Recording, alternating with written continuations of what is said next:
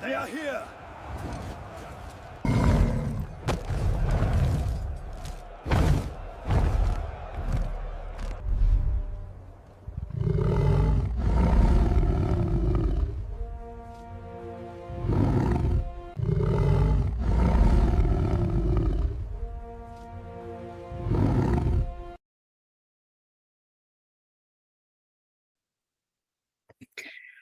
Good evening, and welcome to the Watchmen's Report.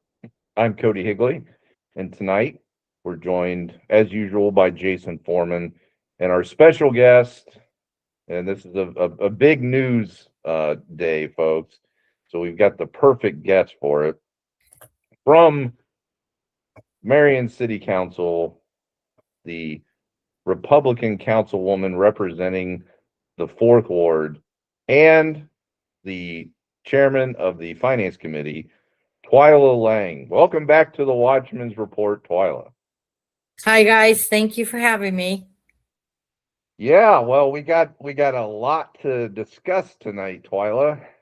Kind of hit the wires here a couple hours ago that there has indeed been 3 affidavits submitted to the auditor of the state of Ohio seeking the removal of the auditor for the city of Marion, Miranda Meginness. So this process is not a sure thing. It's going to take time. Right. We can bring that up, Jay, before we get into the depths of this discussion. But that's big news, isn't it, Twila? Yes, I mean, it's finally done. I know a lot of people have talked about doing it.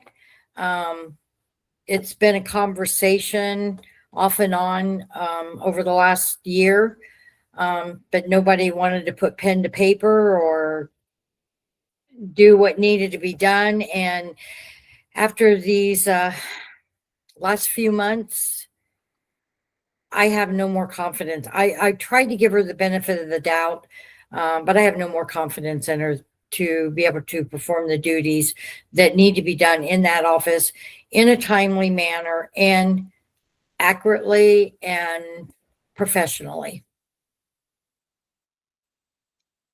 And you're definitely not the only person in the city of Marion that feels that way. I mean, right? It's just been something that needed to be done for a long time. Well, and before I was elected and I decided to run for city council, and I was sitting in the audience 6 months before the election, and I actually got elected, and I always saw how the previous council, especially Rollins and Schauber and Ratliff, were always so hard against Miranda. And it's like, seriously, nobody could deserves that. So when I was elected, I decided I'm going to give her the benefit of the doubt. I want to work with, and I met with her and I said, I want to work with you. I want to help you wherever I can. Just the only thing I ask is that we communicate, you keep me informed. And that year I became somewhat frustrated because the communication wasn't there. And then she started making accusations that weren't true. And I just kind of backed off and let somebody else take the realm. And reports were still coming out all messed up. You couldn't rely on any report that came out of that office to be factual. No bank reconciliations were not getting done. And I had worked diligently with her and Veritas and Cindy from the state and New World. I mean, there were 5 of us that we met weekly, if not every other week, trying to figure out how to get the books reconciled to the bank. And the city spent a lot of money to get that. to where it was, to where the accounts were reconciled. She was told that she had to keep them reconciled on a monthly basis. She did not do that. And so at that point, then we weren't getting accurate balances. We didn't know what we had and what we didn't have. It made it difficult to legislate because you got an ordinance before you that wants this money. It might be a grant, 80, 25, 10, 90, 10, there might be a match, but you got to know if you have that 20, 10, or 5% to pay that match when it comes due. So we passed a budget that last year based on just the revenue that we knew for sure would be coming in. And then of course we got hit with a bunch of vehicles and equipment and stuff that we had no idea was coming in. So that kind of pushed the budget all out of whack. This year, we had to really, we're bare bones this year. And we did adopt a quarterly budget.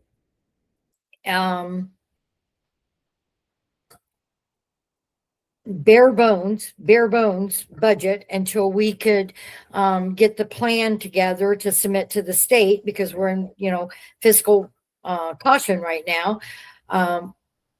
We had to put the firehouse on hold because we lost our bond rating because of all this, because of the books not being reconciled. So we can't even get a loan to get to go towards so it's a disaster. It is. And and we've got to stop the bleeding. when we came and approached you, you were very hesitant for obvious reasons. You didn't know who we were. We'd been out for a while. And I believe the first real talk that you and I had was roughly, 3 hours long? And we started filling you in on some of the other things that we had been looking at over many years with New World specifically. And I know we can't talk about a lot of that yet, but I just want to say that we've been drugged through the mud. Twila's been drugged through the mud. Mr. Collins has been through the mud. Conspiracy theorists, not credible, not media, not news. Twila, has anything that Marion Watch and our people of expertise in IT and finance told you been untrue? Not to my knowledge. To point, right. Everything's been pretty much point on. So this ADP issue, as soon as we saw it hit, the people that were in the financial aspect of the, as I call it, the network, Cody and I and the team, and the IT people immediately contacted you guys and started firing off emails saying that this looked like a garbage in, garbage out situation. Is that what we're seeing here? Is that what has been pretty much determined with the ADP issue? Yeah, garbage in, garbage out. So I'm going to go ahead. And she wants to point the finger at everybody else. It's everybody else's fault. When Veritas was reconciling, it was, Veritas wasn't getting things done. There's it's almost like a mirrored ADP. Veritas is mirrored, Right. Same excuses, same, reasons, same.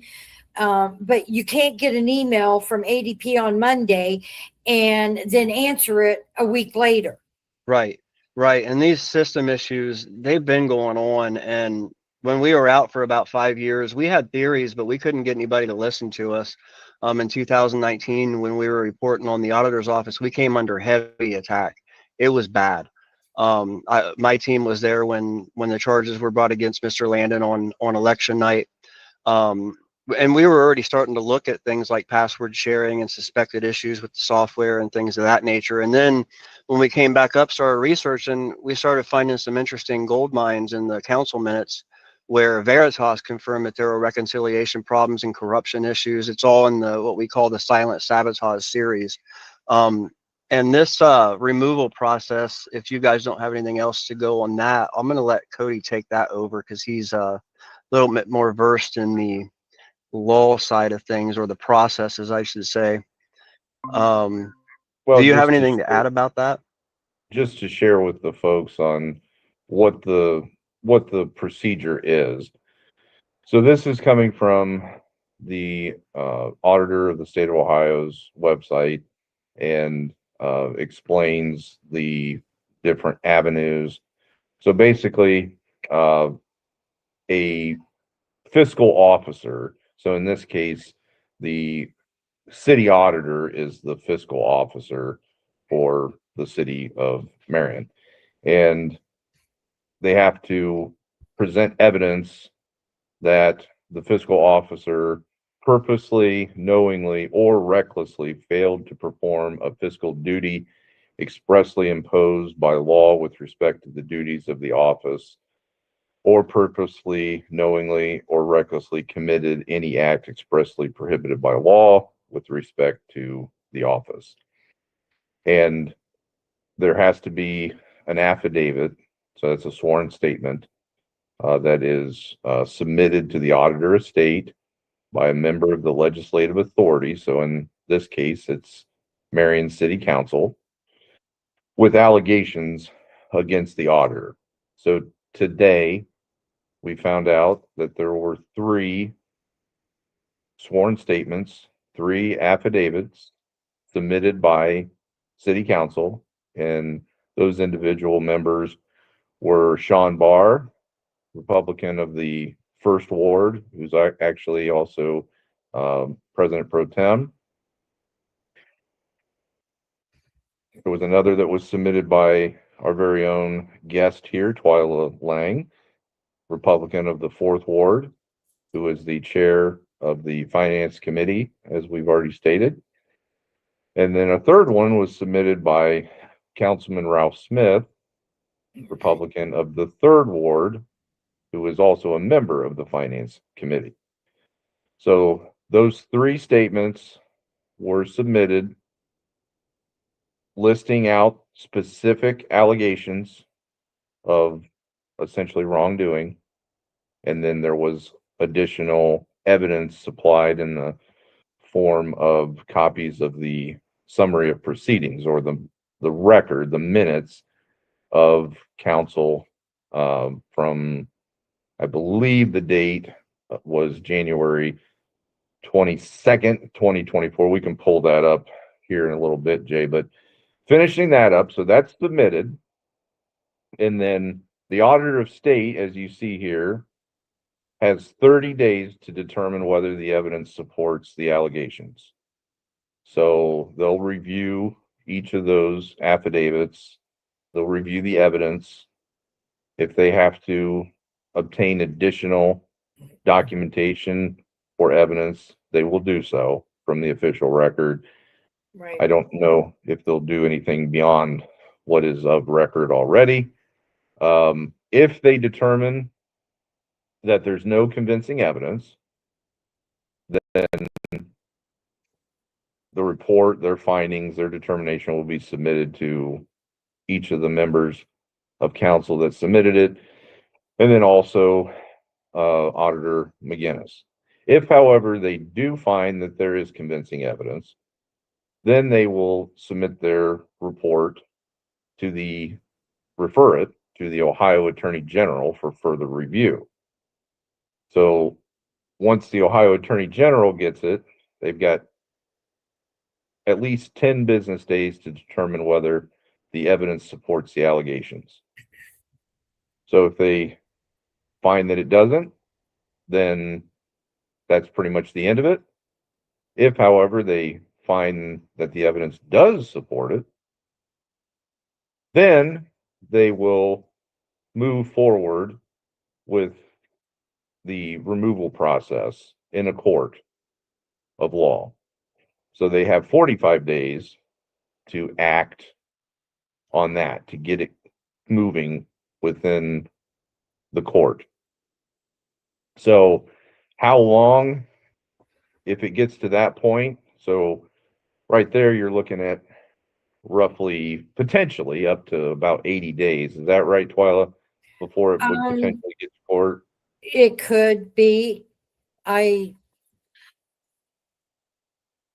not real sure about it. I mean, but what you're stating is true. So yes, it could take. Up to. Let's hope that it's not drawn out. Hopefully this gets taken care of expeditiously. And once it goes to court, again, hopefully it gets through there processed in a timely fashion.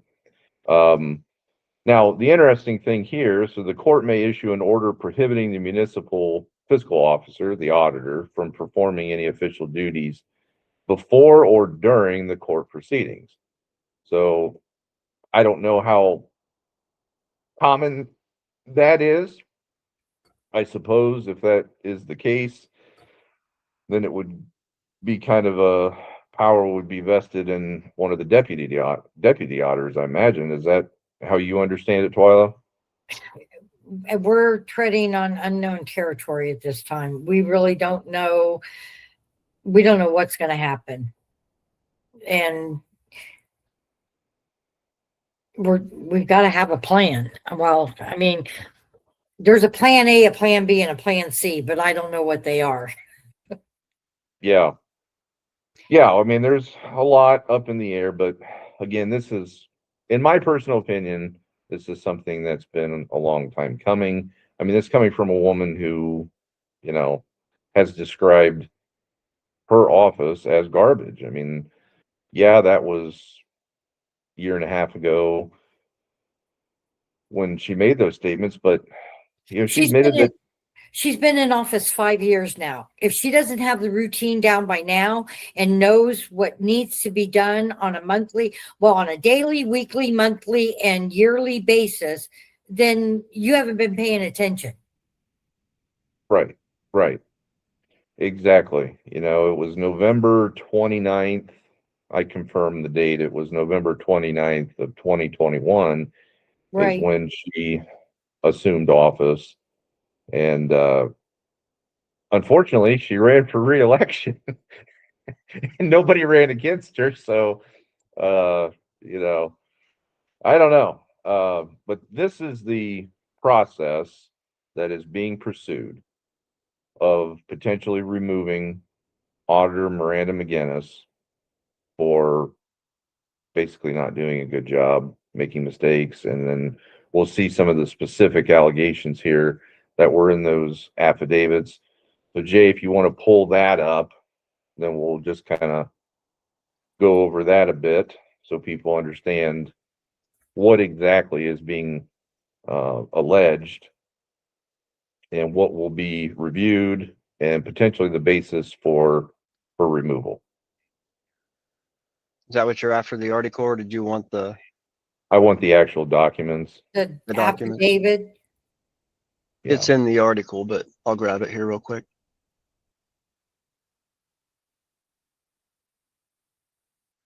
Now, when was this process started? Is that something I don't recall seeing a date on the affidavits. I know they probably are dated. 13th, it looks like. I think the affidavit is dated Monday. Yeah, 13th Monday right the there. 12th.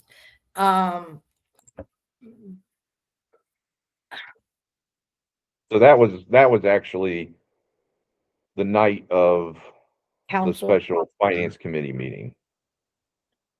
Was on Yeah. the 13th as well, right? Okay. And folks, if you missed that, if you don't recall, this issue came up that night.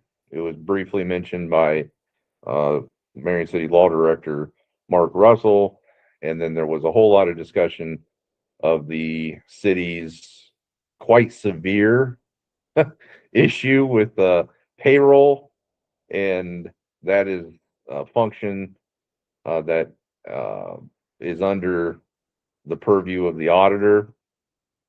And unfortunately, it's all messed up.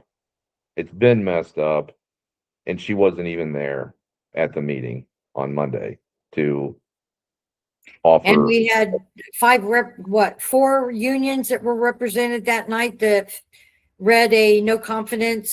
submitted and read a no confidence letter before council. And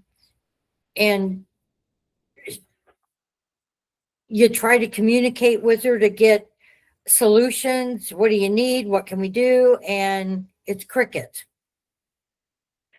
Yeah, or Did anybody, she attacks the did anybody person hear that's from her? saying it. I'm sorry, what? Did anybody hear from her that day? Did she say she wasn't coming? Was No, there any statement at all? Marion Watch had tried to get a hold of her several times because she hadn't come in. Nobody had heard from her. And I'm going by hearsay that her husband answered the phone and said she would not be in the office today and that he was going to have to go to council that night. Oh, that's what Martin told me. Martin told me that after the council And that's meeting. Deputy Auditor Martin Deputy Watch. Auditor Martin Watts, yes. Because I asked I said, was she at work today? And he said no, that he had tried to get a hold of her several times. And finally her husband answered and he just said, she's not coming in and you'll be going to council tonight. I mean, stuff happens, people get sick, whatever. You should at least offer a statement. I mean, if that's the case, you should, give something to your deputy auditor, make a statement on your behalf, apologizing for your failure to attend. Because the reality of the situation with the payroll issue, not only do you have all these pissed off city workers and the union reps saying that they have no confidence, people's payroll, has been completely messed up since they went live with it, November 2nd or something like that. Twila, is around that first week in November. I can't remember. Yeah, the first payroll in November. I mean, the previous council meeting was when the police department and the fire department and sanitation department all showed up complaining about their paychecks being wrong and what's the city going to do about it. And, and the mayor explained and we explained that is something that council and the mayor's office has no control over. Payroll is all done by the auditor's office. And so people were getting excited and frustrated, which, because they weren't getting paid overtime. There's plowing our streets and, up all night so that everybody can get to work in the morning and they're not getting paid for it. And they want to know why. I had no answers. The mayor had no answers. That night was the first night anybody in the administration, the law director, council, that night was the first night we had heard that there were any issues with ADP. She had never said a word. And we're all sitting there like, what? Why? What's wrong with ADP? It's a mess. She says it's a disaster. It's a messed up system, and of course, ADP wasn't there to, defend themselves or anything. So at that point, Law Director Russell suggested that we call a special meeting on the next Monday to give her a week to come up with a solution, work out the problems with ADP, or ADP could make a statement to us and stuff. That's what that whole week was for, was to give her time to fix it, come up with a plan, a solution, give these people an answer on, am I going to get paid? When am I going to get paid? And is it going to be right? And then to walk in and sit down and her not be there and not even communicate, like you said, give a statement. I'm working on it. I've contacted ADP. Nothing. She had not even contacted ADP. The mayor contacted ADP, and I was CC'd in that email. And ADP and the mayor were going back and forth. And that was the first ADP had heard of any problems. So the person that was overseeing the whole project, she contacted the setup team. They hadn't heard of any problems. So how do you fix something that you don't know is wrong? Right. And that goes back to the emails and communications that I sent you and Bill and Miranda too. She just never answers anything that we send about, this wasn't tested. And then You know, she did go back and forth in a clash with Mr. Collins, and we have that on our YouTube channel clipped out specially because it was extra special, where she says, I never said that it was tested. What? Right. Like, Right. And I confirmed that night after council. And they these never tested it before they went live. these Never IT ran a problems, parallel. these IT problems going all the way back to when we were reporting on this in 2019 before we had a hard proof, and we were, you know, drugged through the mud, like I said before. These are to any IT expert that knows the foundational principles of IT. These are predictable outcomes to things like not using the reconciliation module, not using the modules that were purchased with the software, which we've now confirmed it was a theory, you know, but you know, Right. the administration has now confirmed that our theory is correct. All these things add up, and to an IT professional, especially in a forensic, you know, IT focus, that makes the entire system unreliable and from the new world perspective, period. And I know that, like I said earlier, Mr. Who was it from Veritas? What's his name? Greg Black.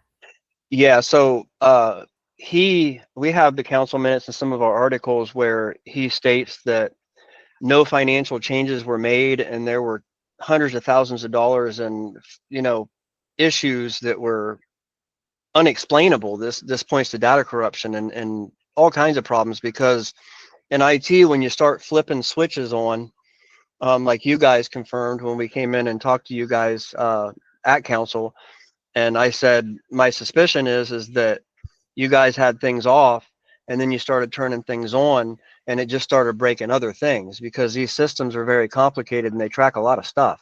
Oh, they're all, it's integrated. Right.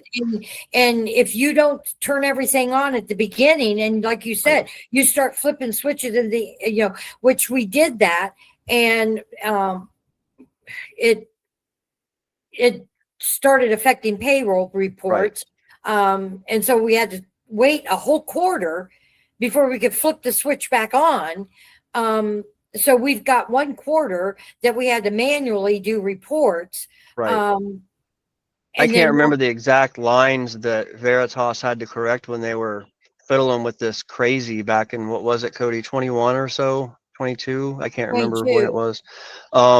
It was hundreds of thousands of lines. That's just absolutely insane. And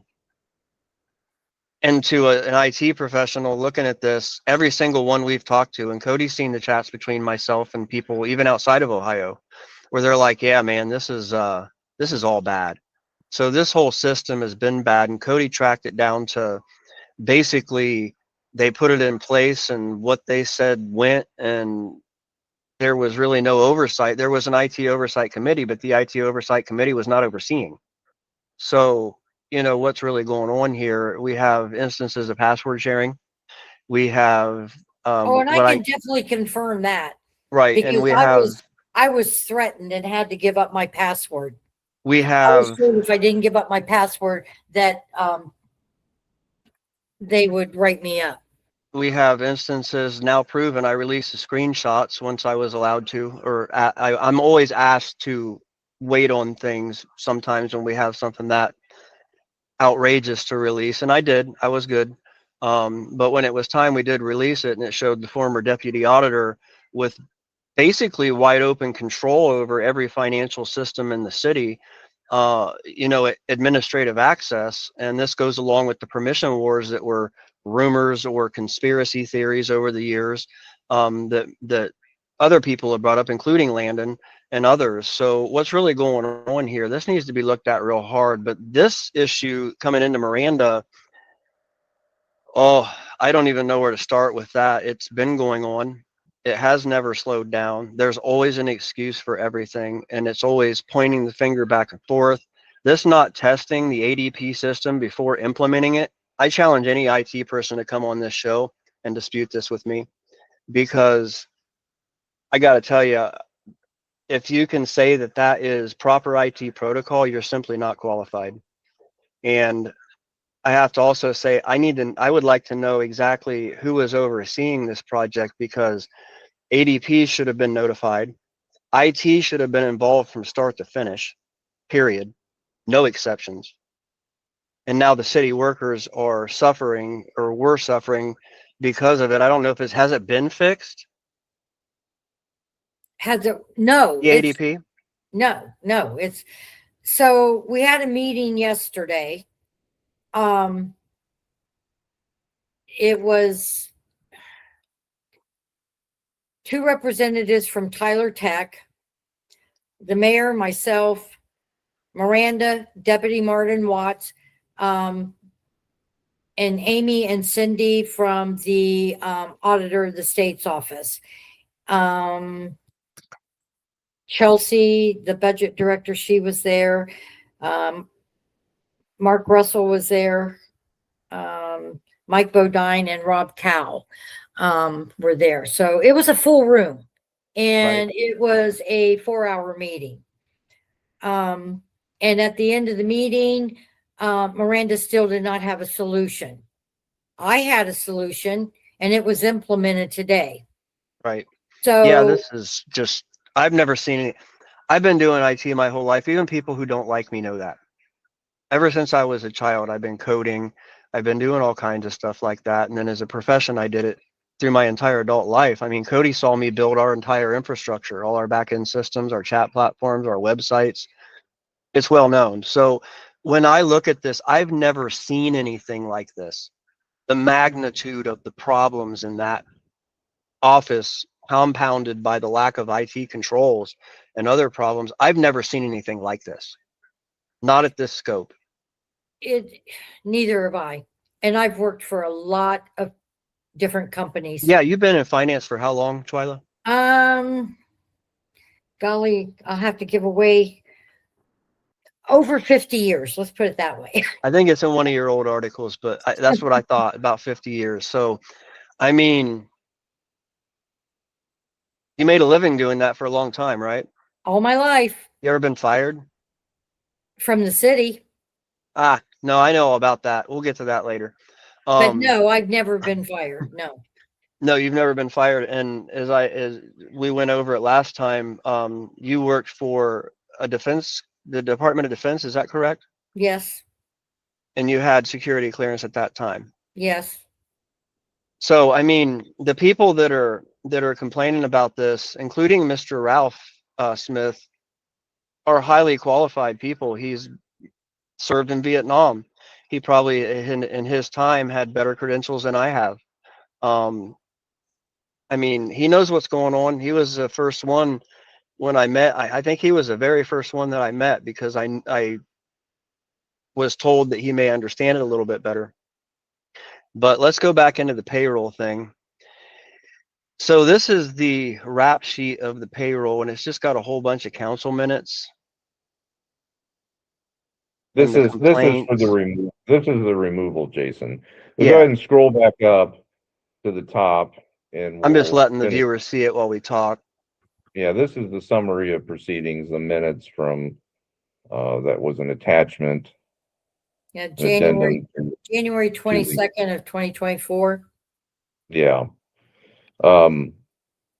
So again, as we kind of started off, kind of went down the road of the systems there for a bit, but with the affidavits that were filed. So again, we had affidavits filed by Shawn Barr, Twila Laing, and also Ralph Smith.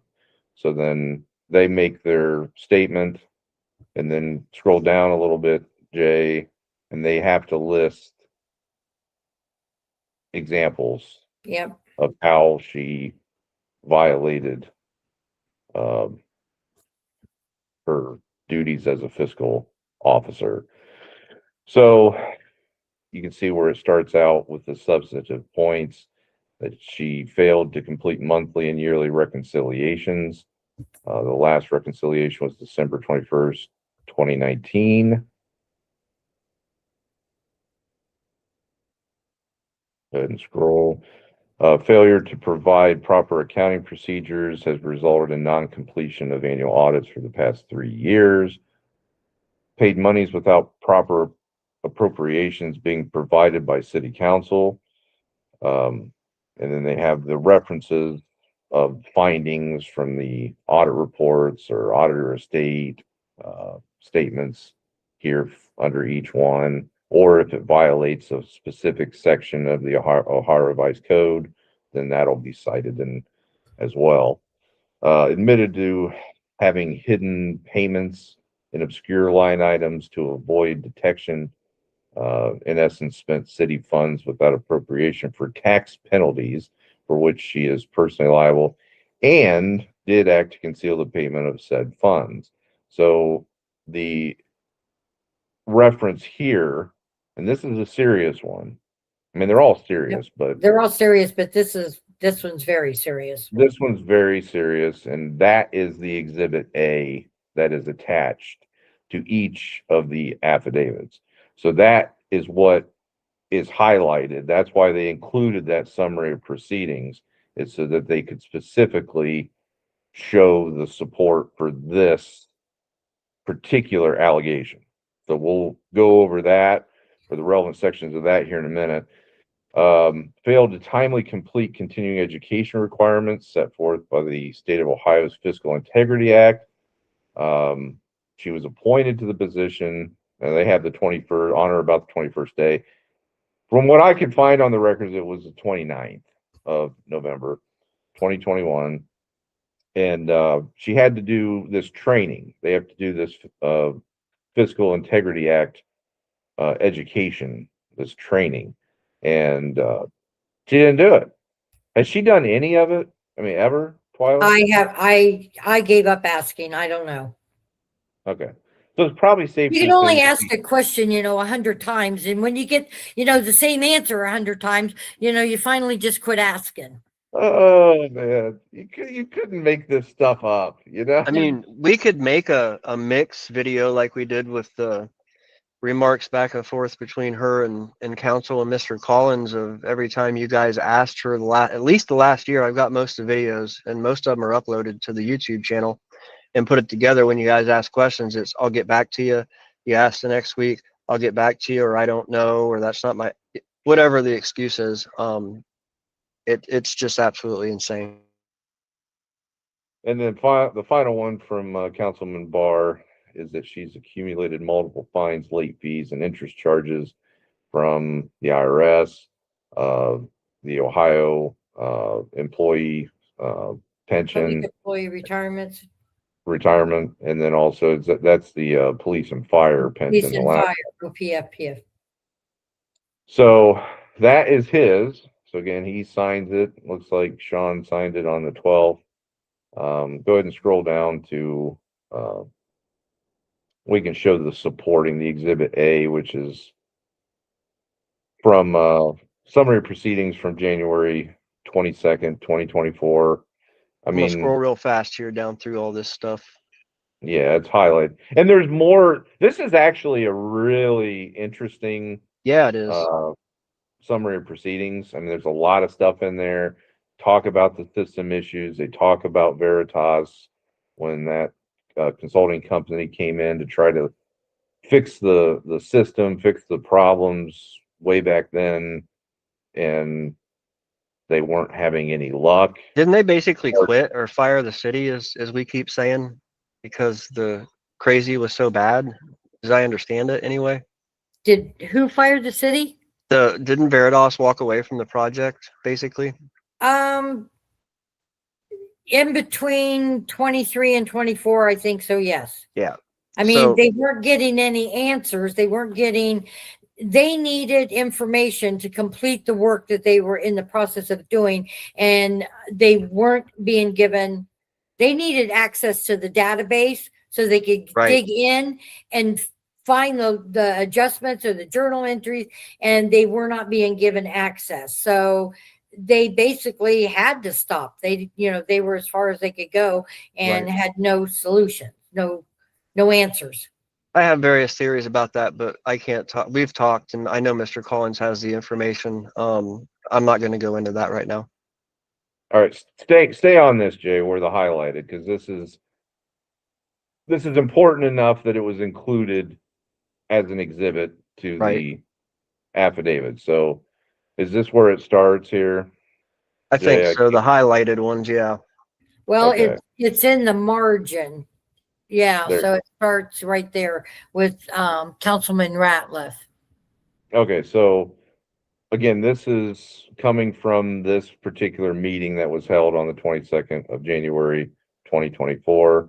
So former councilman of the second ward, Ayers Ratliff, asked Auditor Meginness about a payment that she made for the third quarter of 2023, and it was coded under interest on Monday's approval. And essentially, she was hiding that payment in a particular line item that was somewhat obscure, because it was for a tax penalty, and council had not appropriated the money to pay that. Am I stating that accurately, Twila? We didn't even know about it. Yeah. The bill came in and she paid it and then hit it on a line that she's allowed to pay. So she took funds from a line that she wasn't authorized to take from and paid a bill she wasn't authorized to pay. And just so all the viewers out there know, council basically controls the purse strings.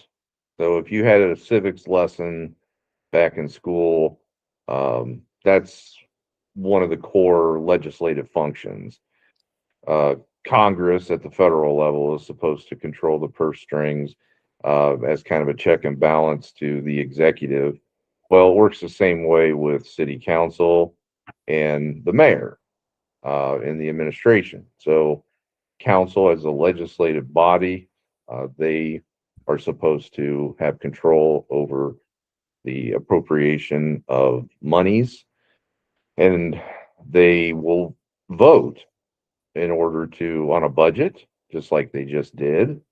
And then if there's additional appropriations that are necessary, then they have to review it, approve it, pass it in the form of an ordinance, and then that is giving the approval to the auditor, who is the chief fiscal officer, to go ahead and do what council has appropriated. So if it's a Now, payment of the on bill, a side note, Cody, the auditor's office is not allowed to pay interest, charges, penalty, or fines. That is not, you're only allowed to pay normal operating expenses. And the budget, so if you have $1,000 in a line item to pay the electric bill, and the electric bill is more than $1,000, then you have to come to council to get permission to pay $1,010. But there are no line items on the budget at all, zero, for fines, penalties, or interest, because it's not, you have the money, pay the bill. And if you don't have the money, you come to council. But there should never be a bill that's paid late. There should be due dates. There are due dates on every bill. But that function in New World has been turned off. So nobody knows when they put a bill in, they're not allowed to put the due date in because the auditor's office doesn't want the due date in there. So that switch has been turned off. So now clerks submit the bills and somebody else makes a decision on when they're going to get paid and if they're going to get paid, and it's not paid by the due date. why did they turn the due date function off? I've asked that question and I've not gotten an answer. Probably. The auditor of state wanted that done, or Miranda Meginness made that decision? Miranda Meginness did that. Her office did that. There's a lot of safety controls that were off. We've proven that way beyond reasonable doubt. Why would you why on earth would you do that? What justification would there be at all for that? answer the, I would love to have an answer to that question, because that was one of my questions. That was one of the things that I was dealing with. Why are we paying bills late? There's due dates. You know, if it says it's due on the 5th and you have a payables run on the 4th, you pay it the previous week. If it's due on the 10th and the runs on the 9th, you pay it on the 9th. So it's not rocket science. It's not rocket science. And why that is turned off, and you just have a pile of bills on your desk and you thumb through it and you decide, oh, I'm going to pay this one, but oh, this is a little bit more than what I want to release this week, so I'm not going to pay it. That's the only logical thing I can come up with. But I can't get an answer. I So, mean, you just add it to anybody else did. And that's the problem. You find a problem and you address it.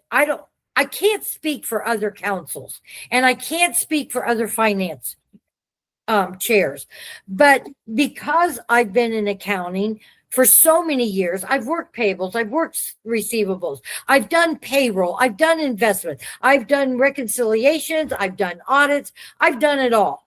And one of the things with payables is you pay the bill when it's due. You don't let it accumulate.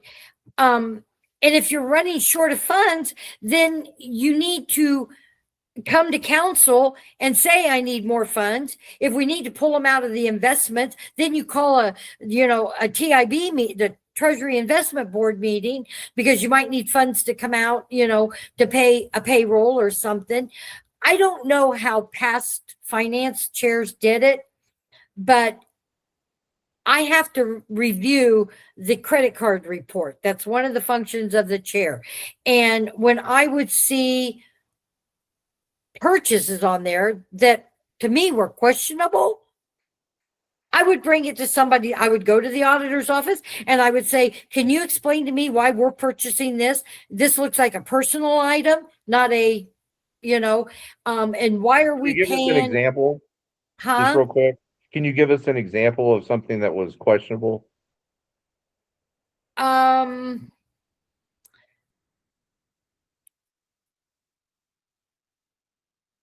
it like shampoo or something? Shampoo and conditioner? Well, okay. One of the things that I felt was questionable, that I didn't feel the taxpayers should be having to pay for, was 6 bags of candy at $29.95 a piece. Oh wow, somebody has a sweet tooth. Wow, that's impressive. Okay. Now, that being said, that candy was purchased for the Downtown Marion Inc. Halloween, where everybody was going to all the stores and everything. And my take on that is, it's not the citizens of Marion's responsibility to participate and purchase the candy for that. If the firehouse wants to participate in passing out candy, then each one of those firemen need to donate a bag of candy. Amen. That's just my take on it. I mean, So that's one. There's been others. And then if I saw late fees, why is the credit card not being paid on time? Yeah, and these safety controls, just add it to the mountain of other safety control problems that we've found and worked together with the administration to uncover and expose eventually. Some of them are still not being disclosed, and I will not disclose them until I'm told it's okay. But this is a mess, man. This whole thing is just. And that's what I'm saying. I think I'm maybe the first finance chair that's actually spent time at City Hall asking questions. I mean, bills being paid late. Why are bills paying, and I kept asking questions until I got an answer, because I know with working at City Hall, I know that there's a line in New World that you have to put the due date in there. And I said, so I'm not understanding, if it says it's due on the 10th, why is it being paid on the 20th? And with me pushing the issue is how I found out that the due date control had been turned off. Is it back on? No. No, it's not. Wow. Now with the credit card, so are these credit cards that each department head has, or Yes, each department has, not every department, the police, the fire, the court, and city hall. so Have they have credit. discretion on up to whatever the limit is on the card, or is there a certain There's transaction amount? yes, there is a limit on the card. It's, I want to say, I don't remember off the top of my head, $1,000, $1,500. It's not, maybe 5,000 on some of them, depending on what card it is. Because like they order, like their quartermaster, their clothes and stuff like that, their uniforms, that's all done through Amazon and vendors that way. I think most of them come through Amazon, stuff like that. And then that goes to the line item, quartermaster line item. It might be paper towels and toilet paper that goes to supplies, and it's just stuff like that they're ordering. But when you see, something that sticks out like candy, I'd have to go back through 2 years of credit card reports. But I have to sign off on that. And if I'm signing off, it's saying that I approved all the charges. And so technically that makes me, I took an oath, and if I see fraud, waste, and abuse and I don't report it, I can be held accountable right along with everybody else. And I'm not going there. Yeah. No, I mean, that's, I think, what the taxpayers are expecting. They want the city officials to be good stewards of their hard-earned, tax Right. dollars. And And say I something. look at every line item. When I get the budget performance check list, I look at every, and then when we and that was how that's how we got into this deficit we have, because there was no control. You said, when you did the budget, you put $1,000 on a supply line. You have $1,000. That's all you get to spend. I'm using this as an example. You get $1,000 to spend for the whole year for supplies. And somebody had turned the switch off that stopped the spending. So instead of only spending $1,000, they were spending $10,000. So they were overspending on their budget. And here we are today with an $8.9 million. They had general ledger override authority, correct? Right. So they could go in and override. There was no review and approval process done by the auditor. Yep. And until we hired the budget finance, we created the budget finance position. That was one of their duties, was to verify and not allowed. And if expenditure was going to take them over their budget, then they had to fill out an ordinance and bring it to council to get approval. Is that situation better now? Oh, she announced that she it's turned totally off resolved. that ability for the general ledger override authority by these various city that's employees. totally been resolved. We can no longer they can't override it. I went to Twila. I can't remember exactly how the conversation started, but I think it was over council minutes, if I'm not mistaken, Twila. And I was like, there's been people ask this question forever, since before you were even in office, that's for sure, about how things are being spent over appropriations. And I mentioned to you that you guys need to look at that switch, along with the other basket of switches and safety controls that were going on. And lo and behold, not more than a couple of weeks later, it was ordered to be shut off by the Auditor of State. Yes. Or reconfigured, I should say. But is she doing those overrides or approvals in a timely fashion? I mean, she doesn't seem to do anything else in a timely fashion. That has totally been, that function has been totally removed from the auditor's office. That is all now in the control of the budget and finance director. Oh, because that's news then. Yeah, Because no, we removed that from the auditor's office. oh, okay. Because when that was changed, Miranda made that announcement about the general ledger override authority, process, and she said that it would go to her office. So you guys circumvented her and put it with Chelsea Troiano. And that's how that switch came to light, because I don't remember if it was Tacey or if it was Chelsea. And someone did an override, and it was found after it was done. And then I'm asking the question, how did this happen? Who's giving them because I said, I thought you had the authorization to say yay or nay. And that's when we found out that they just overrode it, just hit the button. Nope. Yep. I know I'm over my budget, but I want to pay this. So Who's the budget and finance director, guys? Chelsea Troiano is the budget finance now. Thank you. One of the questions were in the. Yeah, folks, if you're watching out there and you have questions, comments, leave them in the Yeah, I'm trying to keep up with them, guys.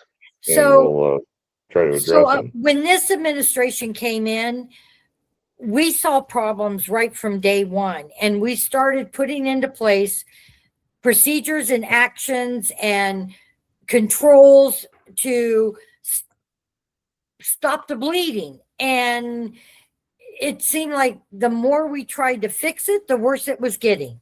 And I won't say it was getting worse because New World was getting worse. It was getting worse because more things were happening, intentionally or not intentional.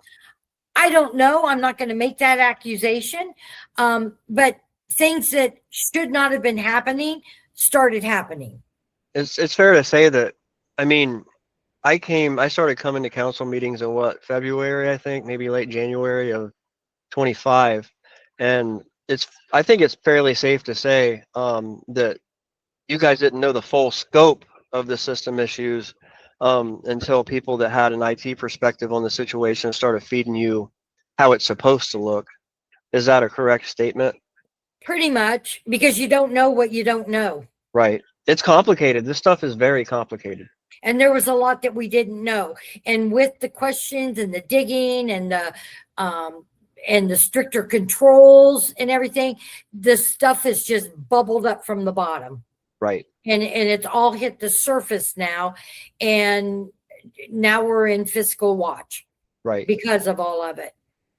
It's very sad. That's a large part. I think it goes to the basis of this removal process and the request that was submitted to the Auditor of State. I swear, folks, I'm going to finish this up.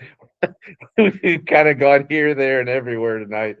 I'm going to finish this affidavit up, but it all fits together. So I might come on a show this. maybe, and we'll go through all of the IT issues, bam, bam, bam, right down the without all the. We've crazy. talked about the IT stuff like a million times. Yeah, I'm sick of the subject. Living under a rock.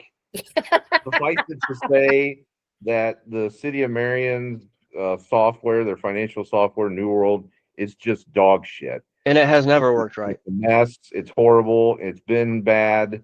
And that's a lot of the reason. It relied on a lot of duct tape and workarounds that were not disclosed. So period. That's watch those shows. They're available on our archive on MarionWatch.com, also on the YouTube channel. So if you're not aware, check those out. I'm going to finish this up with the affidavit.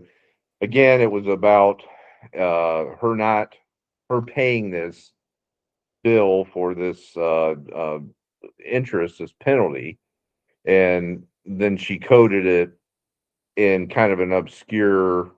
She didn't get an authorization or approval, or she didn't notify council at the time, and then she tries to hide it.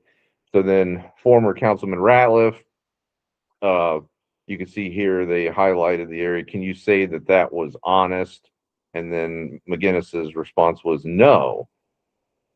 And then the highlighted area there. So it had to be intentional if somebody typed in interest on Monday's approval. That was very intentional, correct? And Meginness said yes. So you have an admission of wrongdoing by Marion City Auditor Miranda Meginness. And again, trying to hide it. From the So IRS.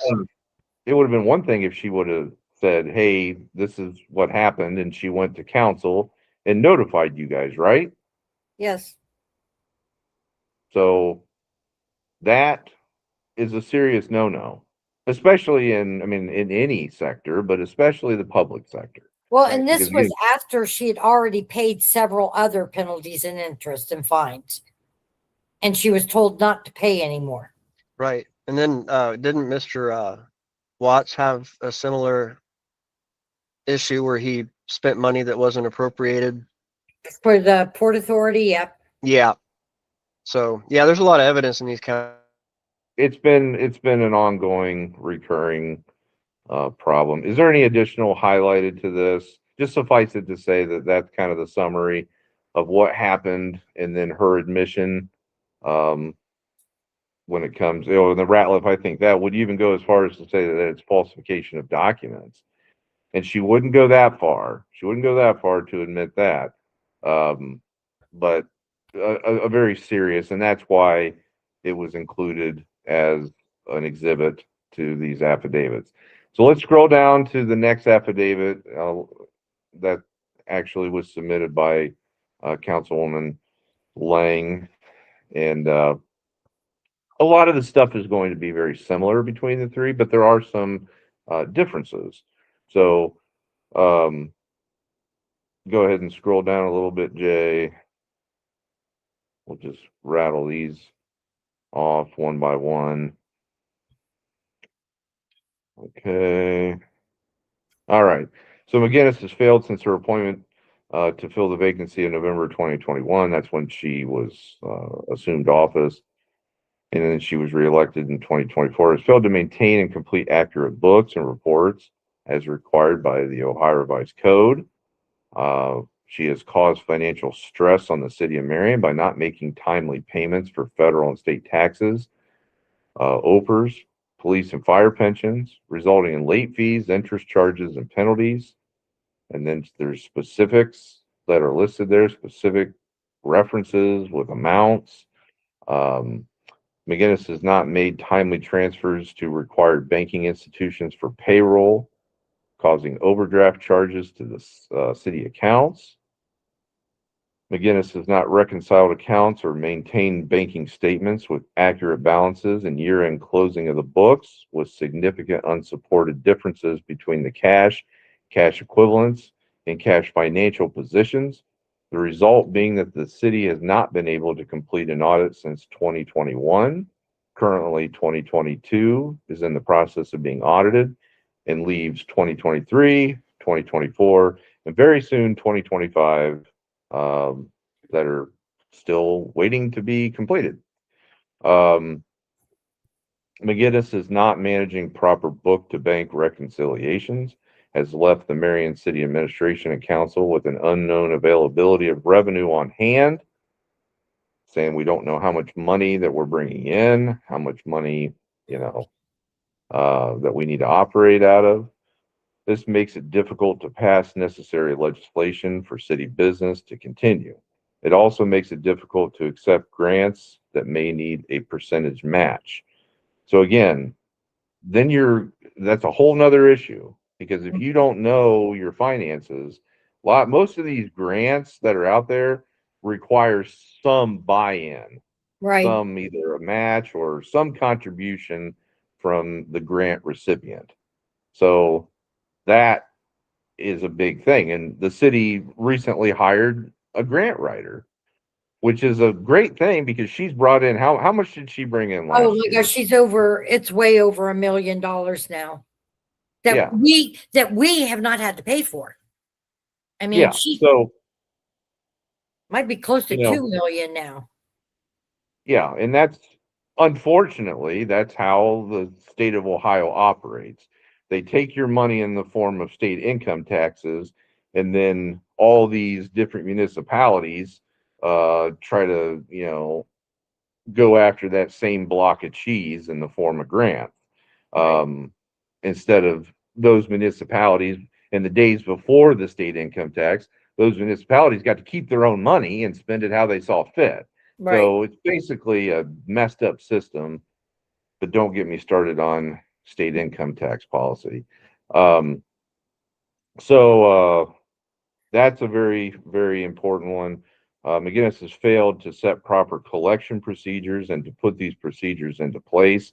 Millions of dollars of lost revenue are due to the city for unpaid sanitation, sewer, and stormwater, along with income taxes. She has not maintained an accurate register of city residents for notification of income tax filings due or past due. That's a big one, isn't it, Twila? Oh yeah, that's a real big one. Do you have a total estimate of the impact? No, of lost revenue. No, we have no idea because people don't file a city return. If you file a federal and a state return, you're required to file a city return. And because the auditor's office doesn't have a database on who lives in Marion, and because the cost of postage, I guess they used to send out income tax forms to every household, but they said the cost was they stopped it. The last administration stopped it because postage was too much, and they were getting a lot of them back because people didn't live, the person they sent it to didn't live there. So I asked Miranda, and you're going to love this. I asked Miranda, I said, so we don't send out anything. And she said, well, we send out a postcard telling people that, it's time to file their city income tax, and they can pick up a form at the library or the post office, or they can come into the office and so I asked her how many cards she sent out, and she couldn't give me an answer. And I said, so you send it to everybody? Because I don't recall ever getting maybe once or twice that maybe I got a card in the mail. I said, so how do you mail those out? To just people that are filing income tax? And she says, no, I call the Board of Election and I get they send me an address for all registered voters and I mail them out to the registered voters. So if you're not a registered voter, you don't get a card. And Marion has a lot of unregistered. I get a lot. Yeah. There's a lot of people that don't vote in Marion, Look at the. I mean, the audience is saying the same thing. They're saying they never got anything like that. Yeah. Yeah. So if you're not registered to vote, you didn't get it. And then, did every registered voter get one? To me, that's discriminating. Because you're picking an elite group or a specific group that you're going to tell you need to pay taxes. But, if you're not a registered voter, you don't have to file. But we're still going to plow your streets, and we're still going to pick up your trash, and we're still going to, you're still going to get all the functions of the fire and the police and, dispatch and all that, but you don't have to pay taxes. Hey, that's not a bad trade-off. If I don't have to pay taxes, hell with voting. So nothing's monitored. Nothing. They don't monitor who pays taxes and who doesn't pay. And don't even get me started on the 100%, if you work in another city. So basically, yeah, that was passed. That was passed in what 2023, sponsored by former Democrat Councilman Ayers Ratliff, increasing the credit that you receive if you live in the city, but you work outside of the city from 50% to 100%, give a full Right. credit, which caused a That was a pretty loss of substantial revenue. In my increase in revenue. estimation, I took previous reports. I took the previous 5 years reports to current, and my calculation, it was a loss of $900,000 in revenue. So It's a substantial amount. it's forcing low income people are absorbing the cost and trying to keep the city running. Because your middle class and higher class people are the ones that work outside the city because they have reliable transportation. They can get sitters. They can afford to pay sitters. So they work out, better paying jobs. They work outside the city. And the people that have to be a waitress or Stell's, Kohl's or whatever, Petland, they're the ones that are having to absorb the cost of keeping the city running. Yeah, it's, wasn't, especially as we've talked about this before, so I don't want to beat a dead horse, but it is relevant and it's important to drive home, I think. You can't speak out one side of your mouth and say, oh, the city's finances, we don't know where we're at, and it's really bad and dire, and this is horrible, and blah, blah, blah. And then out of the other side of your mouth, you say, oh, you know what? We're in a good position financially. Like we can afford to reduce revenues and increase this tax credit. Like you can't have it both ways. It's either a dire situation and we need to invoke austerity measures and be fiscal conservatives until, we get to, you should always be fiscally conservative, in my opinion, if you're right a government body. But, you can't have that diametrically opposed messaging. And that's what a lot of what occurred in council in 2021, 2022, 2023, Right. So we could write an extensive report on that, I'm sure. Yeah, Right. yeah. So, all right, going to finish this affidavit. All right, so talked about the taxes and the unpaid sanitation. Meginness has dispersed the city's money without authorization of city council and or used appropriated monies for a different purpose. So misappropriation, we talked about that with Barr's affidavit. Meginness has admitted she expended monies without proper authorization and or appropriation within the general ledger for a tax penalty for which she is personally liable and did act to conceal the payment of said funds. There again, we went over that summary of proceedings. It's attached to each of these, so it's being cited by each of these affidavits. So go ahead and scroll down, Jay. Meginness has failed to provide in a timely manner needed records, reports, data, and revenue transfers to enable ADP to create and maintain accurate records for dispersing payroll and preparing tax information. So that's one of the topics that we've discussed here tonight is the issues with the ADP. Since we're on this, as much as I want to get through this damn affidavit, I am going to take another little jaunt. Side road. This ADP question. Okay. So not the meeting that she didn't attend. So the special meeting of finance committee, which was Monday, it was the regular session of council, the meeting prior. Or no, that was committee night, No, right? it was a committee because committee. the special meeting was held on a council night. Right. Regular council meeting night. So when a week ago, Monday, she was like defiant and like obstinate. Not only did she come out here and say, it's a disaster, ADP is a disaster, and drops all this stuff on there. Then she's like not if I had anything to say about it. If she says that to you, Right.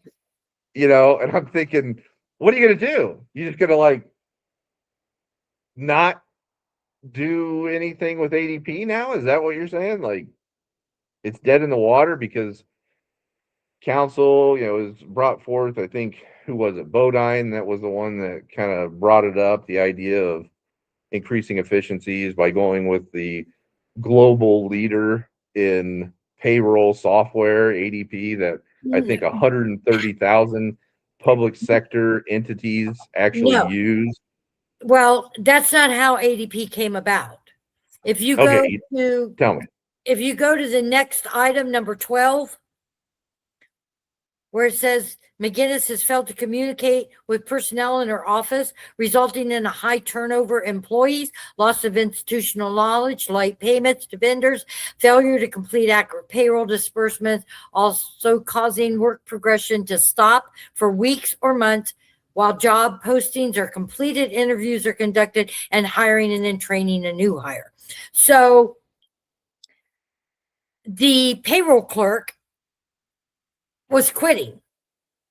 And even though Miranda had been told to get somebody cross-trained, she failed to do that. And so the city of Marion was going to be without a payroll clerk. Miranda didn't know how to do payroll. She did it once shortly after she went into office. And I think it was one payroll. Well, I'm sorry, one payroll doesn't make you a payroll expert. And she hadn't done it again until this last year. So the city can't afford to just stop doing business and not paying their employees. So Mayor Collins had decided that we were going to remove the payroll process from the auditor's office, just like we did the budgeting from the auditor's office, because she kept saying she didn't have time to get everything done. So okay, we'll take this over and we'll do it. And now you've got time to work on the reconciliations and the IRS penalties and, get the taxes paid and whatnot. So it was going to take less time to implement ADP and get it up and running theoretically than it was to post a job and go through that whole process. It was going to take about the same amount of time. And then we had asked, there was an outside firm, Clemens and Associates, that already works for the city, is already familiar with payroll, already was familiar with the New World system. And we wanted to bring them in. Mayor Collins wanted to bring them in to do payroll while we were integrating into ADP, and Miranda refused. Why?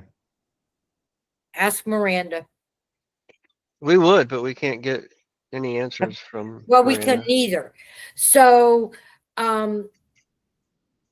we had several meetings, not with just ADP. We had other software pay that we looked at. But ADP, we decided to go with that because it is the largest. And they do other municipalities. So Marion is not unique. These other municipalities. They service 130,000 yes. public sector organizations. So municipal governments, state governments, across the board. They're the global leader. So, and once this was implemented, it was actually going to cost the city less money than having a payroll person on payroll. Yeah, so a huge increase in efficiency, not only cost savings, but also efficiencies of process. And they were going to pay all the taxes. They filed the W. They did everything. It basically took payroll out of the auditor's office. The only thing they had to do, and ADP said it would be about 20 hours a week to run a parallel register to make sure everything was correct, submit it, and it's done. And they took it over from there. But ADP was given the wrong information. And then, when it was approved and they had the launch party or the kickoff party in, I think, March, the estimate to have everything converted over and to go live was like 12 weeks, wasn't it? Yes, And then it didn't go live until the first November. week in November. And the Yeah. reason for that is at that time, our current budget and finance director was the internal auditor. And she was doing the verification of the check registers. And at that time, Casey quit and took a job at Ridgedale, who was our budget and finance. And then Chelsea went into and took Casey's job. So there was nobody in the auditor's office to work with ADP, because Chelsea and the payroll clerk that quit were the two that went to all the meetings and trainings. Miranda never went to any of the meetings or any of the trainings. So she wasn't even in the loop in the beginning. So now she's thrown in and having to do it, and she has no clue what she's supposed to be doing. And they never, Jay's brought this up. It was admitted that they never tested it. Never ran a parallel. Never ran a check register to compare it against what ADP. They just whatever payroll was, I guess they just submitted it, and then when ADP paid it, it come back it was wrong. We had employees that were paid $9,000 too much, employees that weren't paid anything. None of their longevity is being picked. It's a mess. It's an absolute mess. What's the ETA on a resolution? I mean, we have this deadline of having W-2s completed, which is the deadline's January 31st. What's going to happen with that, Twila? Do we know? She has a deadline. We met yesterday. Like I said, we had Tyler Tech and the state, and everybody was in that meeting. And Miranda kept saying she had 7,000 lines to correct, and 7,000 lines per pay. So she has 8 payrolls, because there's 3 different payrolls for the city. You got a monthly, you got a semi-monthly, and you got a bi-weekly. So there had been 2 monthly, 3, either 2 or 3 semi-monthly, and 4 bi-weekly payrolls that have been done. So she's saying that, I've got 7,000 lines of entry for each one of those, and I can't get through everything. And then I got to do a verification. I got to compare and do a verification. And I'm sitting there and I'm listening. And I said, wait a minute. Okay, time out, because what I'm hearing is that this is all a data entry and a verification problem. You don't have the time, you're saying, or the personnel to correct every line of data entry and then go back and verify, do a comparison verification that everything has been transferred from New World to ADP correctly. Is that what I'm hearing? She basically said yes. And I said, and so who is trained to help you do that? 0. 0 people were trained to help her do that. So I'm like, data entry. You have a sheet, and you're taking the data from this sheet and putting it into this system, ADP, or taking it from this sheet to this sheet and uploading it, whatever. And she said yes. And I said, we have several clerks in the city. They're all clerk 2s. And the last line item on every one of their job descriptions is other duties as assigned. So we take every clerk 2 in Marion City and we get them on this project.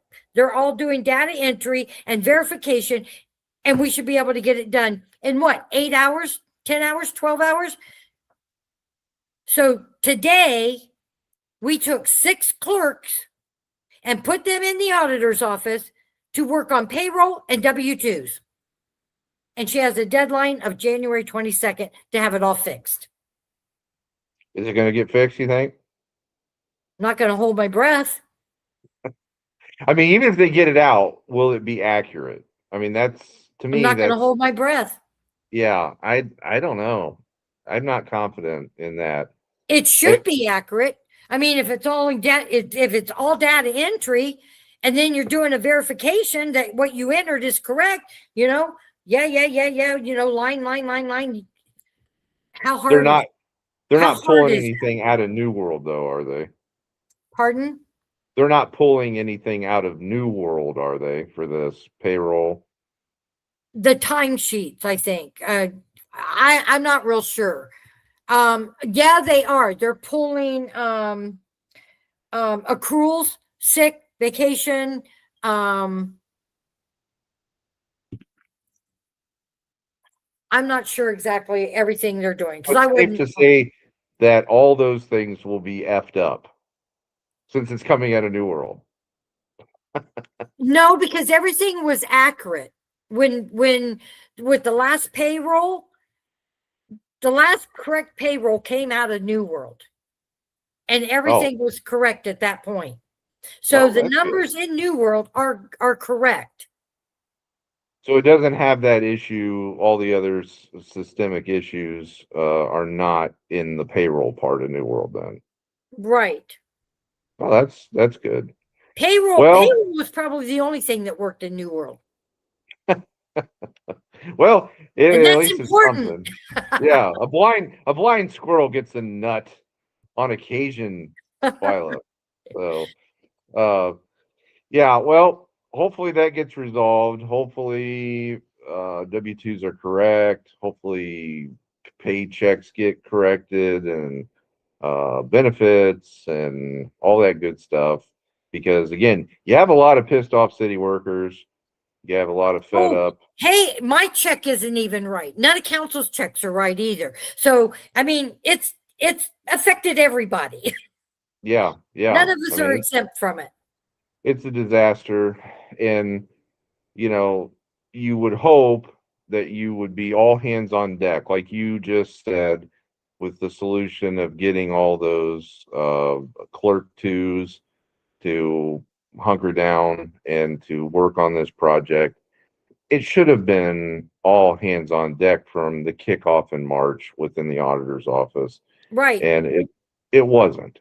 I mean, it was just one of the stipulations with today was that not only were the clerks from these other, because we had 2 from police, 1 from fire, 1 from sanitation, and I think wastewater. And one of the stipulations that was required is that along with these clerks, everybody in her office was also trained on how to do it. Yeah, that's just being a smart manager or a business owner. Problem is, a lot of these people that get into politics and whatnot, they've never worked in the real world. They've never managed a budget, a business, anything. That's one of the biggest things. You want to get people cross-trained so that if something happens, which it always does when you're talking about manpower issues and labor issues, like people die, people, move on to greener pastures, other jobs and things like that.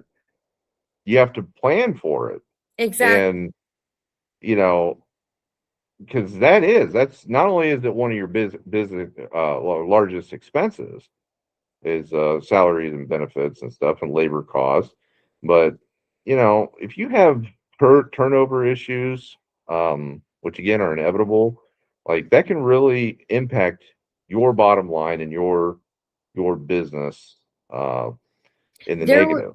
There was at one point that she the turnover was so bad last year. She had 1 employee in her office. There was her, there was Miranda, Deputy Auditor Watch, and the payroll clerk. And I'm not counting the income tax department. I'm talking the auditor's portion of it. She had one person working in that office while she was replacing an internal road, a payroll, an administrative, you know, why did everybody leave at the same time? Because they saw the writing on the wall. Do you guys do exit interviews when an employee? I wanted to, and I was advised not to. As a sitting council person, that was it would be up to Miranda or the mayor, or I don't know. No, they don't do exit interviews, and they should. And it should be an independent person doing it.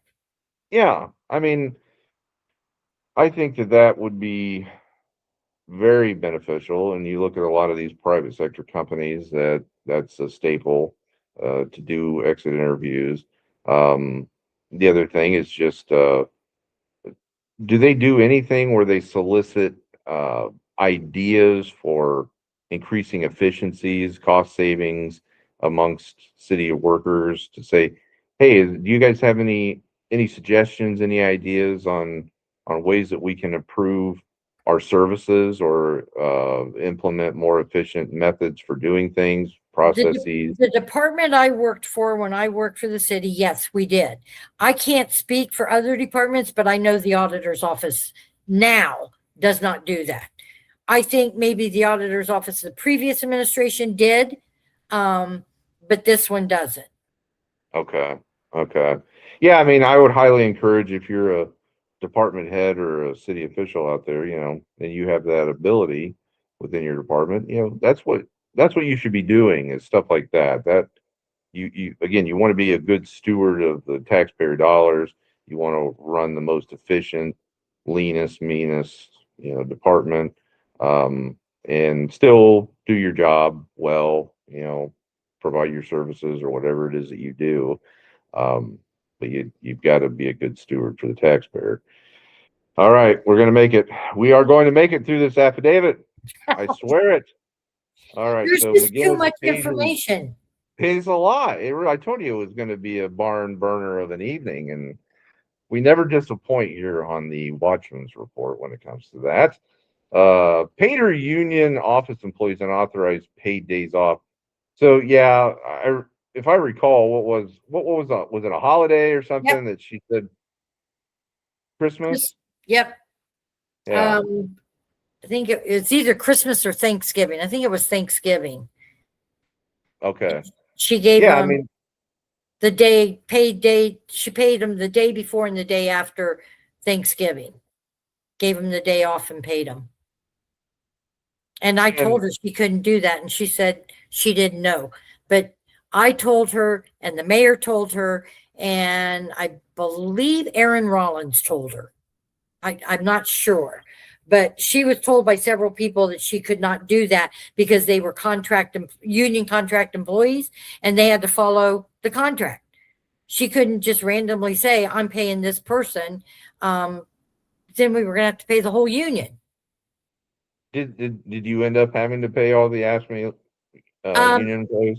They negotiate. I don't know what the deal was, but they negotiated something. So they got something for her mistake. I don't know. Okay. They may have. We won't ever know until she reconciled all these financial issues and stuff that are largely under her watch get straightened out. So who knows? All right. Meginness helped in the cause of undue stress of financial strain on city, facilitating the overspending by departments, resulting in negative line items, putting the city into financial caution per the Auditor of State, loss of our bond rating, which is huge. That's huge. That's and huge. Inability to prepare and pass a balanced budget by the required January 1st, 2026 date. This has forced the city to pass a temporary first quarter budget to maintain continued operations. Yeah. And Twila, I know you mentioned it earlier on tonight. There's been a lot of people that say, where's our, new fire station and all this stuff? Well, it's because of this lack of a bond rating, largely not being able to secure advantageous terms on that for the financing of the construction. But how big is that, Twila? That's huge. We had a contract. We were getting ready to sign it. We had a good interest rate. I think it was 4%. And as soon as they found out we didn't have a bond rating, it shut the deal down. And if we did get a loan, we would probably be paying like 10 or 12%. Yeah. And that's not good stewardships of the city money. No, not at all. And it would have definitely cut into what you could have ended up building, like the actual construction. Right. Put out a pole barn, I guess. Firemen wouldn't like that. I mean, it's only been put on hold for a while because we're hoping with getting ourselves, with the fiscal caution and presenting a plan and getting this deficit paid down, that we're hoping that maybe 2 years. Don't quote me on that. It could be sooner. It could be later. It just depends on if the state approves this plan that we're going to submit. Yeah. And just to remind people too, because there's a lot of people out there that are saying that, oh, this money's going to be used for something else. No. As that levy money's coming in, it's staying in that account. It's not being spent. Not a penny of it will be spent, right? Correct. There you go. It's in its own levy fund. Yeah. So it's earning interest even. Yeah. So, got a little bit of interest on it, but it'll be there once the fiscal caution, fiscal distress situation gets resolved, however long that takes. The city then gets its bond rating back. It's able to secure favorable terms. That's what you want. It would have been irresponsible to prematurely proceed, again, getting 12% interest on it. That would have been stupid and irresponsible. So this is unfortunately where the city's at with the fire station. But rest assured, it will get constructed. It will happen. The money will be placed there. So, all right. See here. Number 16. Hey, 16. We're almost done with this one.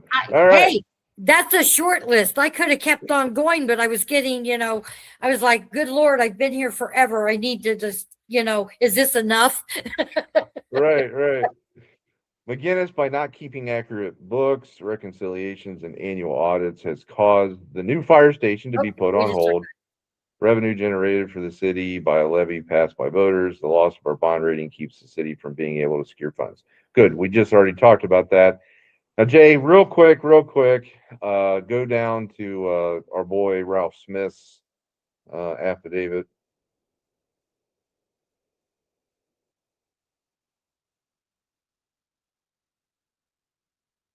Again, that's the same summary of proceedings that was attached as an exhibit to each of them.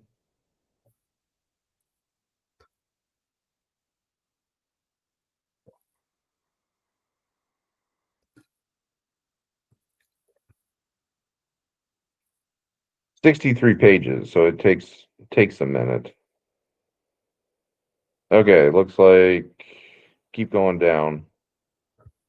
Oh, there you go. I have not read Shawn's or Ralph's, so this is the first time seeing what their affidavit said. Breaking news on the Watchmen's report. All right, so here's Ralph. So failure to maintain accurate records. We've already seen those in the preceding two.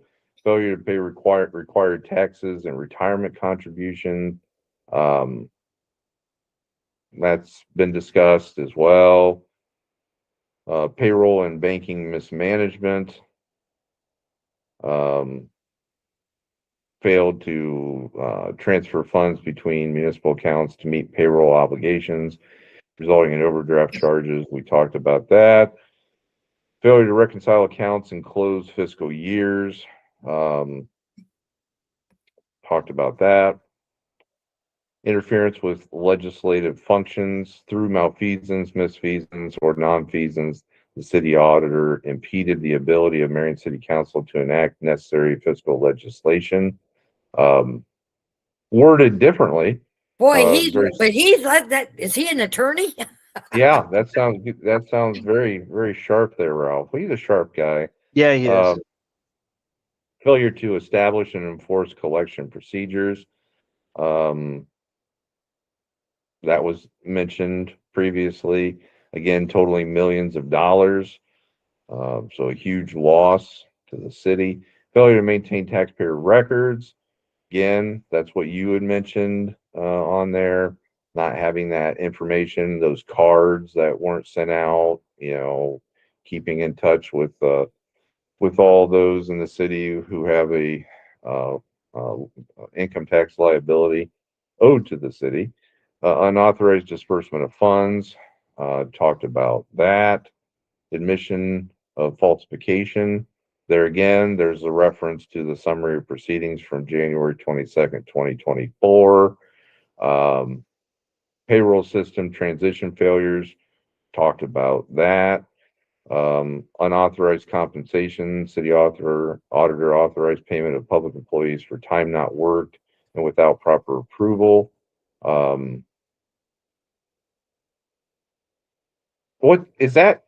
Do you know, is he talking about mistakes in the payroll system that resulted in that, or is this something separate, Twila? That's something separate. Can you elaborate?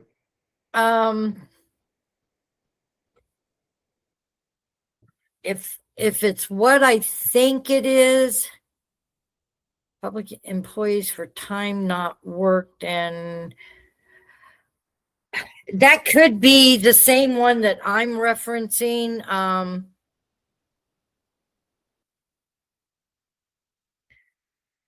We discovered a few months, earlier in probably about mid-year 24, that there were employees falsifying their time cards. They're no longer employed with the city. And again, if they had general ledger override authority, would that be part of that? Or would that be separate? That would be separate. Separate, okay. So I don't know if he's talking about that, or if he's talking the time that she paid her employees the days off. Oh, for the holidays, yeah. Yeah, they were actual scheduled work days, but she paid them to be off. Okay. So he might Ralph, be talking about that. If you're out there, comment if you're watching right now. If you're watching live, comment on there and elaborate if you want. Negative fund balances due to mismanagement of the auditor's office. Numerous municipal funds show negative balances, which is directly in violation of the Higher Vice Code, which prohibit deficit spending. Loss of bond rating, we just talked about that. And fiscal caution designation. So that's been previously cited as well. As a result of all this, it's largely contributed to the city's status of fiscal caution or the fiscal distress. So there you have it. We have made it through the affidavit. So Only took go ahead. Yeah, I know. I feel like I need a stiff drink, Twila. I mean, yeah, just going through all that, it just takes it out of you. And you know what? That isn't even everything. Oh yeah. I mean, the list goes on, and it goes on. I hear people saying this administration is spending out of control. This administration is not spending out. We took all capital funds out of the budget last year and this year. So if they want to buy anything, they have to come to us. Where before it was in their budget, each department had unlimited capital equipment, and they could just, because they overrode everything, and they would buy. It was ridiculous. The deficit spending was done. The negative budgets were all done previous, and in over several years. This didn't happen in 1 or 2 years. This is accumulated and has been going on for 15, 20 years. And it finally hit when the old administration, and I don't want to blame the last administration, but had they still been in the seat, we still would not be known about any of this. It would still be, and city would probably be bankrupt at this point. Yeah, they certainly didn't want to talk to us when we were starting to ask questions about the system. It's all surfaced when this a new administration, new council, everybody came in, and what we were doing, we were asking questions.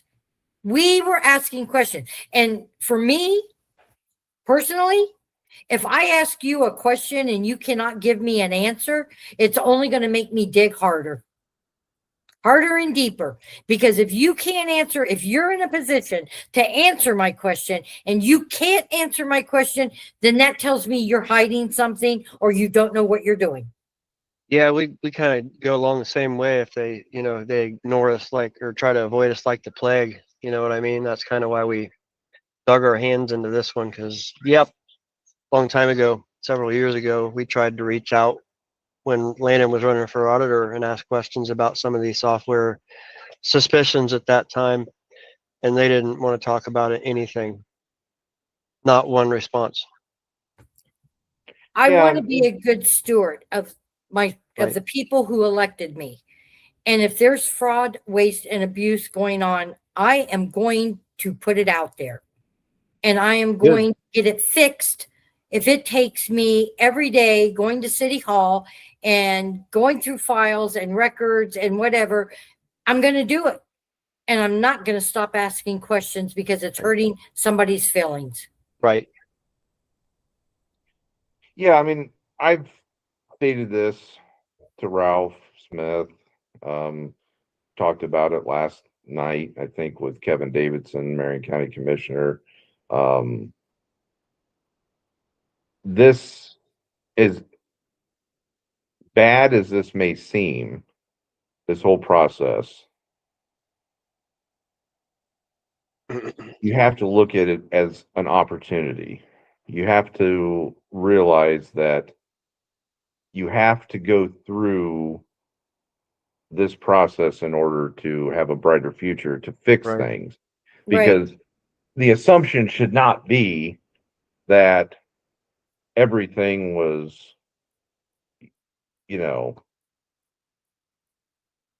hunky-dory. Rainbows and sunshine? Yeah, sunshine, lollipops, and rainbows in the skies for 16 years prior to 2024. That's not reality. That's not reality in the slightest. So there were very fundamental issues, long-standing deficits. Now, whether or not they were all that apparent for most of that tenure, they were very much there. Right. And again, they were robbing Peter to pay Paul. Yeah, they were systemic, they were fundamental, and they are now getting addressed, because this stuff should have been addressed years ago, could have been addressed years ago.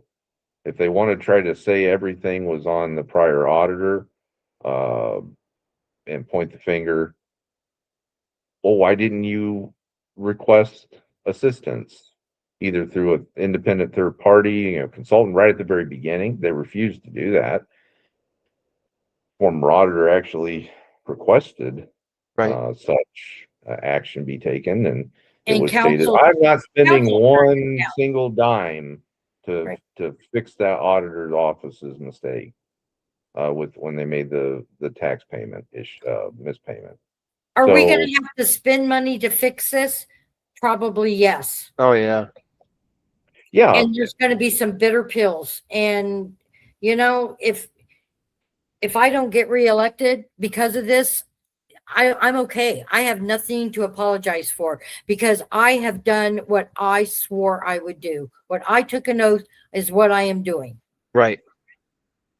right. And what people need to realize is that this is going to set the city up to be in a stronger position, a sustainable position in the future. Is it going to be potentially tough times for 1, 2, 3, 4 years, however long? It will be. Yeah.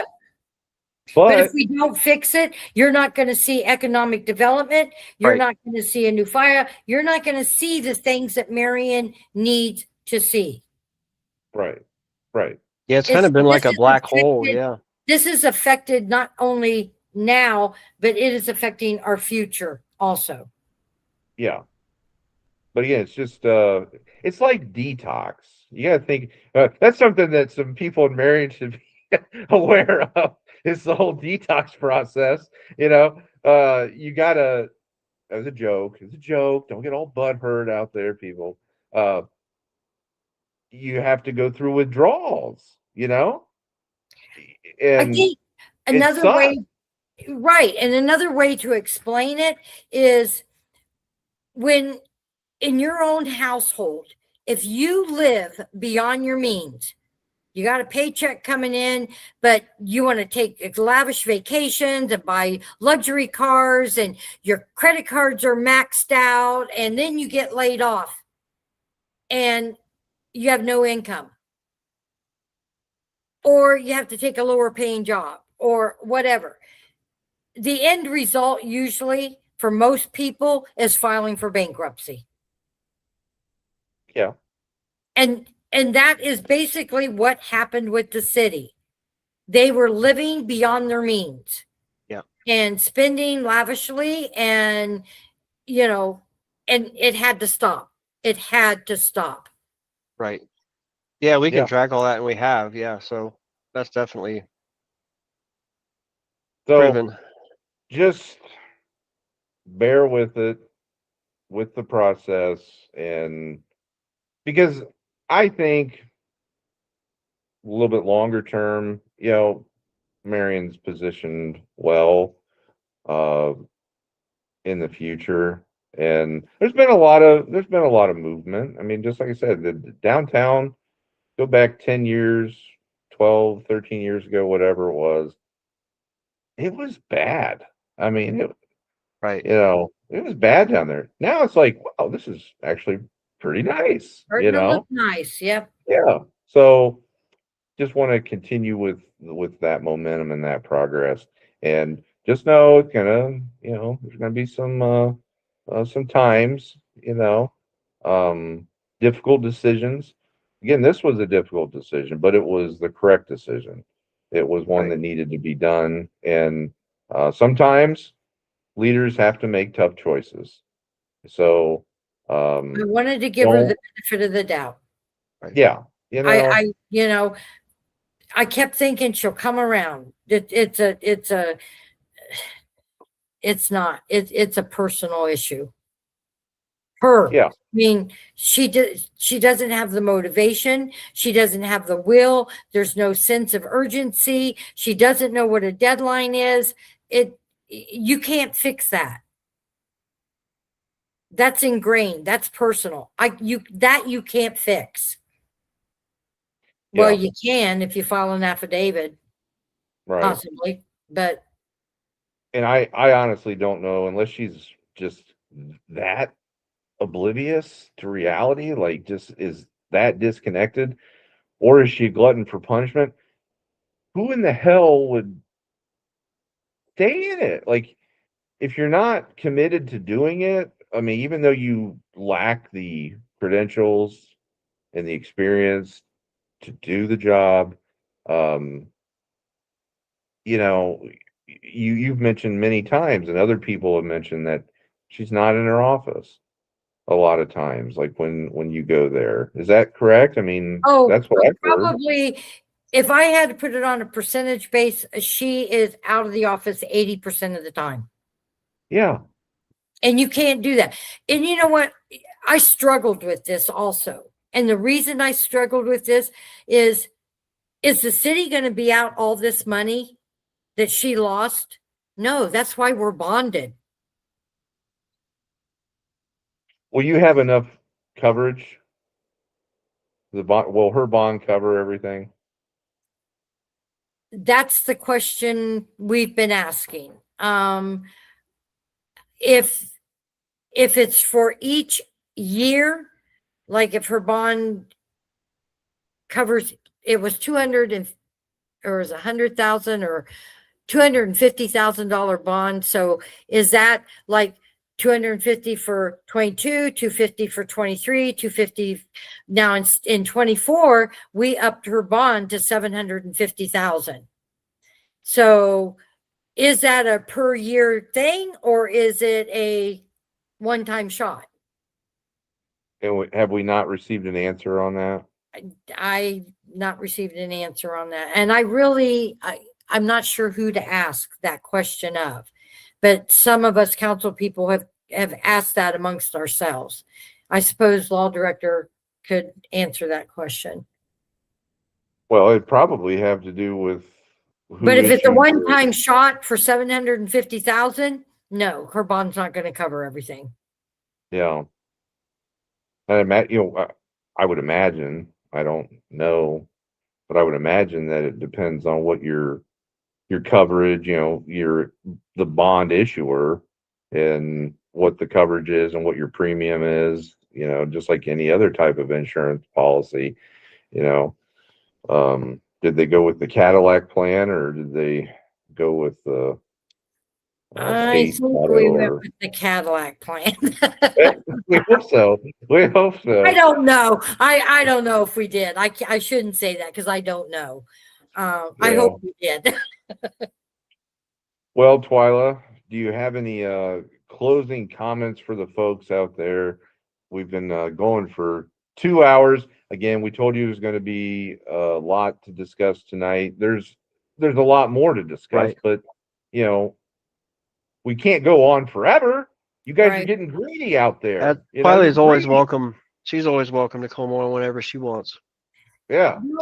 I guess the closing statement would be is this administration, Mayor Collins, he is looking out for the citizens. He has been hands-on every meeting. He's involved. He knows what's going on too. He's trying to fix it as much as the rest of us are trying to fix it. All of us, we have to be on board. And the state said that. They are not going to accept any roadblocks. We are going to submit our plan to the Auditor of State to get us out of fiscal caution and move the city forward. And if anybody stands in the way, if that plan gets approved, they will monitor us monthly to make sure that we are sticking to that plan that we submitted. And if we don't do everything in that plan that they've approved, they don't care who the roadblock is, they will come in and take over. It's going to be hard. It's going to be rough. We're going to be making tough decisions. And we need everybody on board and understanding why we might make a decision and why we may not make a decision on something. We look at every angle. We look at every possibility. We try to think of every scenario that might go along with that decision. So it's not something that we're just doing on the whim. And as finance chair, I am included in all the meetings and all the emails. So probably more transparency in an administration than there ever has been.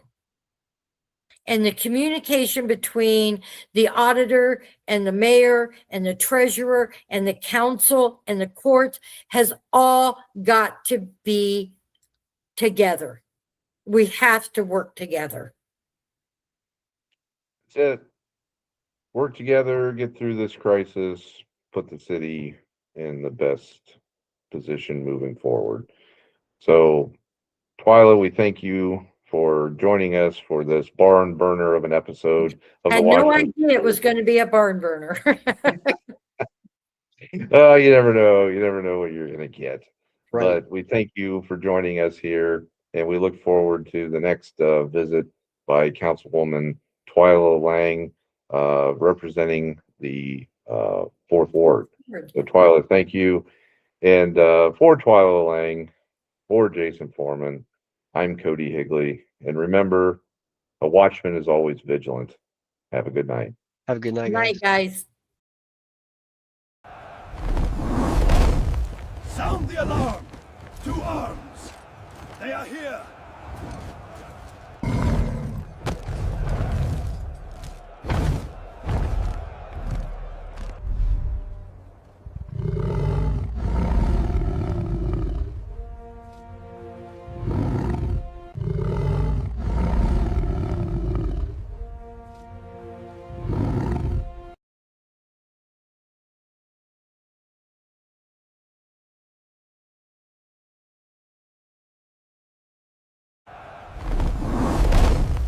Sound the alarm! To arms! They are here!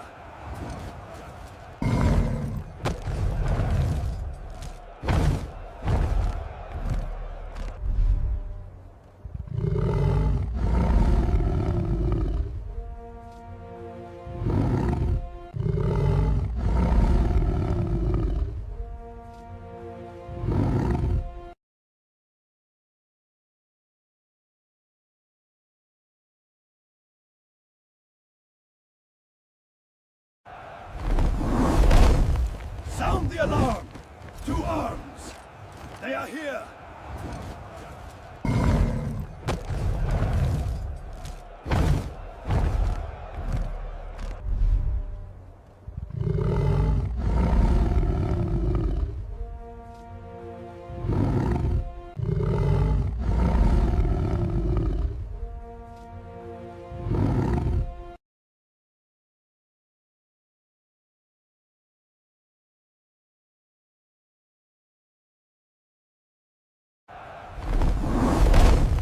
Sound the alarm! To arms! They are here!